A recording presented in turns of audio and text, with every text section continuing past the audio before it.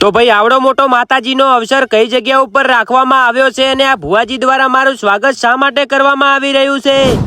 તો ભાઈ કાલે 5:30 વાગે આપણે દિયોદર ની અંદર પહોંચી જઈએ છીએ અને ગુજુ દિયોદર વાળાની ગાડીની અંદર બેસી અને સીધા આપણે લાખણી તાલુકાના ચાળવા ગામની અંદર પહોંચી જઈએ છીએ, કારણ કે આઈકન રાખવામાં આવેલો હતો ત્રિદિવસીય શ્રી રાજમાન રાજેશ્વરી લખા અણદીની સધી માતાજી તથા અંબે માતાજી અને લાધીમાનો ભવ્ય પ્રાણ પ્રતિષ્ઠા મહોત્સવ। તો સૌથી પહેલા આપણે આઈકન આવી અને માતાજીના દર્શન કર્યા અને ભુવાજી દ્વારા આપણું તિલક કરી અને સ્વાગત કરવામાં આવ્યું। અને આ બાજુ જુઓ બહુ જબરજસ્ત રીતે તૈયારીઓ ચાલી રહી છે, આઈકણ મહાયજ્ઞ અને હવન થવાના છે અને આ બાજુ માતાજીનું જે નવનિર્મિત મંદિર બન્યું છે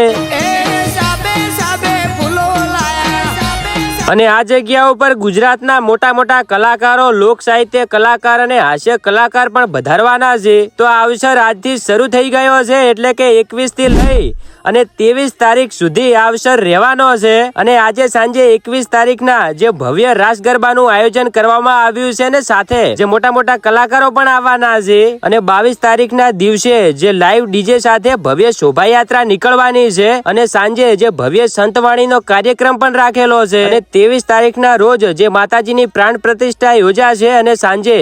જે ભવ્ય રમેલનું આયોજન પણ કરવામાં આવ્યું છે અને આ બાજુ જે બહુ મસ્ત મજાનું ભોજન પ્રસાદ માટેનું આયોજન કરેલું હતું, પીવાના પાણી અને ચાની પણ વ્યવસ્થા કરેલી છે। તો આ વાવ-થરાદની પાવન અને પવિત્ર ધરતી ઉપર જે માતાજીનો અવસર થઈ રહ્યો છે એની અંદર ભુવાજી અને સમસ્ત ચાળવા ગામ વતી તમને બધાને ત્યાં વધારવા ભાવભર્યું આમંત્રણ છે, તો જરૂરથી બધાએ જજો। પછી સાંજે મોડા હું અને ગુજુભાઈ ચાળવા ગામમાંથી નીકળી જઈએ છીએ અને રસ્તાની અંદર બહુ જબરજસ્ત જે લાઈટો થતી હતી અને પછી દિયોદર પુલ ઉપર થઈ અને સીધા આપણે જે શિવ મોલ છે ત્યાં કણ આવી જઈએ છીએ અને ગુજુભાઈને